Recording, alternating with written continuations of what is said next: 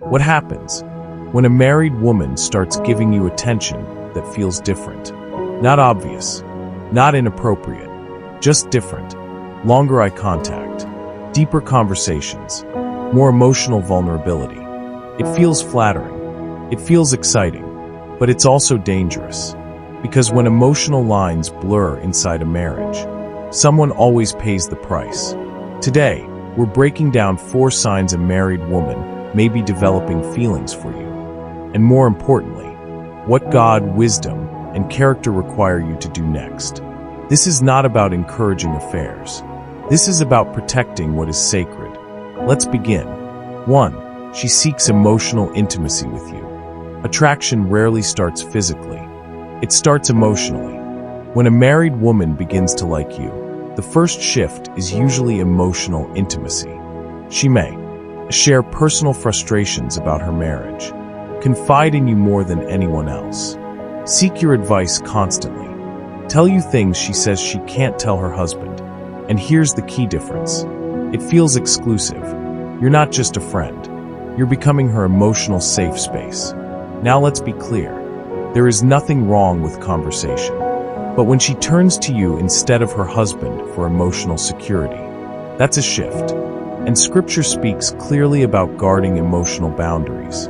In Proverbs 4 verse 23, it says, "Above all else, guard your heart, for everything you do flows from it." Emotional intimacy is powerful. It creates attachment. And when that attachment is redirected outside of marriage, it becomes emotional infidelity. Not because of physical action, but because of emotional replacement. And here's the hard truth. If you allow yourself to become what her husband is supposed to be emotionally, you are participating in something sacred being weakened. 2. Her body language changes around you. Body language rarely lies. If she likes you, you may notice prolonged eye contact, a leaning in closer than necessary, nervous laughter, subtle, repeated touches, mirroring your posture. But here's what makes it significant. She behaves differently with you. There's intentionality. Energy shifts when you walk into the room. Now, attraction is human. Even married people notice other people. Temptation itself is not sin. But entertaining temptation, that's where choices begin. In Matthew 5 verse 28, Jesus says, "Anyone who looks at a woman lustfully has already committed adultery with her in his heart." Notice something powerful. He doesn't only address physical action. He addresses intention, emotional engagement, inner agreement. Attraction becomes dangerous when we feed it, and flirting back is feeding it.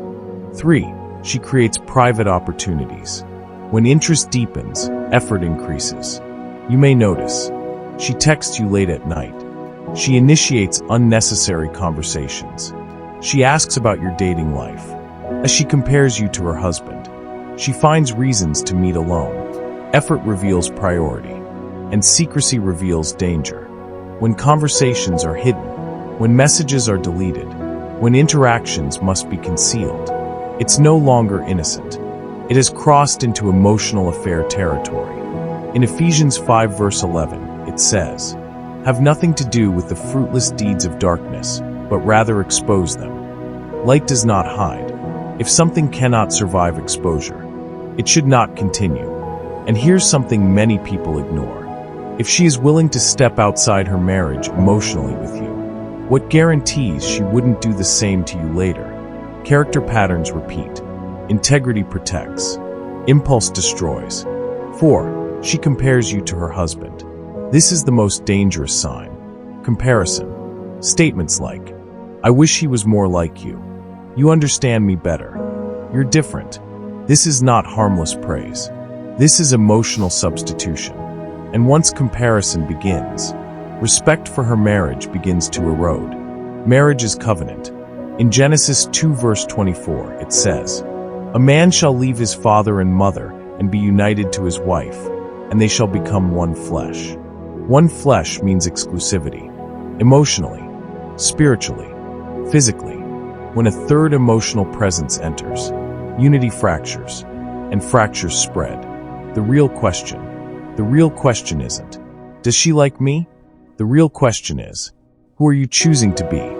The flattering attention may feel validating, but validation gained at the cost of someone else's covenant will never produce peace. Sometimes strength isn't pursuing what feels exciting.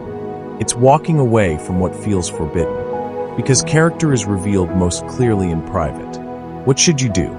If you notice these signs, keep conversations public and appropriate. Avoid emotional intimacy. Do not flirt back. Set respectful boundaries. Encourage her to work on her marriage. And if you are the married woman watching, ask yourself, are you seeking attention because something is missing? If so, the solution is communication, not secrecy. Marriage problems are solved inside the covenant, not outside it. Attraction is human. Temptation is real. But integrity is chosen. The world celebrates excitement. God honors covenant. You don't prove strength by taking what isn't yours. You prove strength by protecting what belongs to someone else. Choose wisdom over impulse. Choose character over chemistry. Because what you protect today protects your future tomorrow. If this resonated with you, comment. Wisdom over impulse. Subscribe to Relationship and Marriage 247 for more honest, grounded conversations about love, boundaries, and biblical relationship principles. Until next time, guard your heart.